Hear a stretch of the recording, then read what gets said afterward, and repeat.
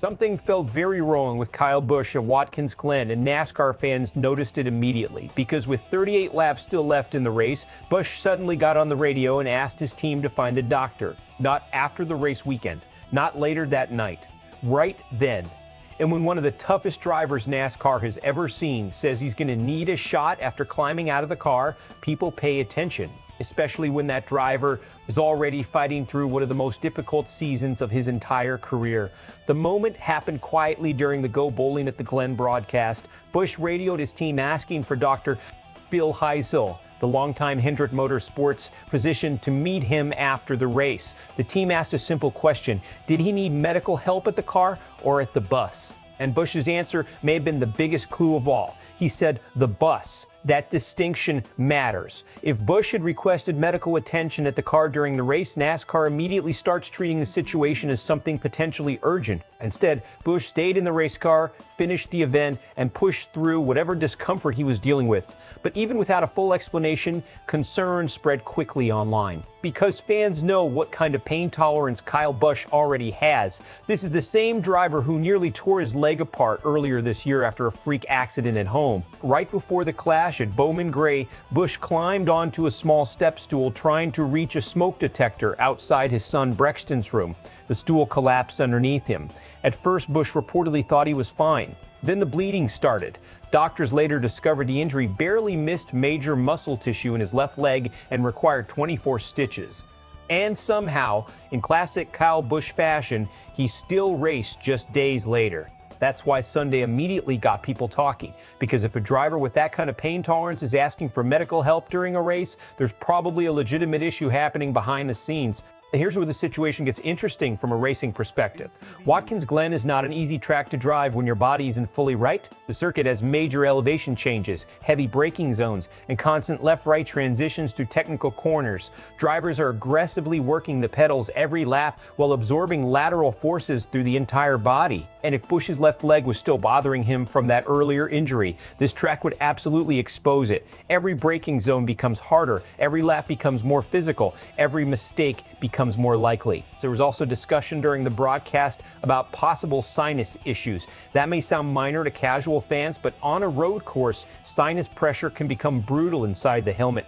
Drivers deal with rapid elevation changes, violent directional shifts, heat, dehydration, and sustained G-forces. Under those conditions, even moderate sinus inflammation can create pounding pressure and headaches severe enough to affect concentration. And concentration is everything at Watkins Glen, especially for a driver already carrying enormous pressure entering the weekend. Because quietly, this has become the most difficult stretch of Kyle Busch's NASCAR career. The numbers tell the story. A winless streak now stretching beyond 100 races. Near the bottom of the standings compared to where fans expect him to be. Back-to-back playoff misses, a mid-season crew chief shakeup, and ongoing speculation about his future with Richard Childress Racing. For almost any other driver, this would already feel like a career crossroads. But this is Kyle Busch, a two-time Cup Series champion, more than 60 career victories. One of the most aggressive and naturally gifted drivers NASCAR has seen in the modern era.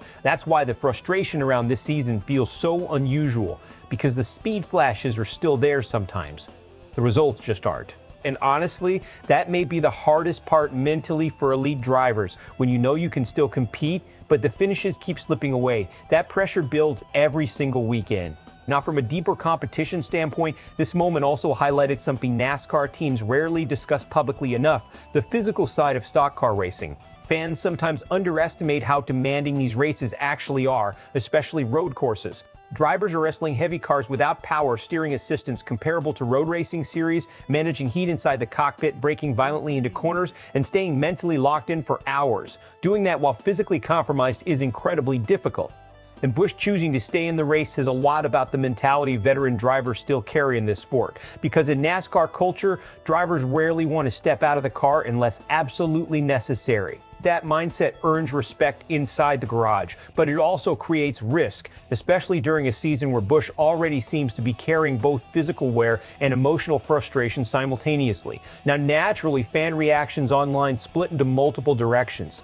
Some people were genuinely worried. Others tried connecting the issue directly back to the leg injury earlier this year. A few fans even tried finding humor in the situation, joking that all the right-hand turns at Watkins Glen were finally catching up to a driver used to spending most weekends turning left. But underneath the jokes, there was real concern, because fans understand what Kyle Busch means to NASCAR. Even during a rough stretch, he remains one of the sport's biggest personalities and one of its most important competitors.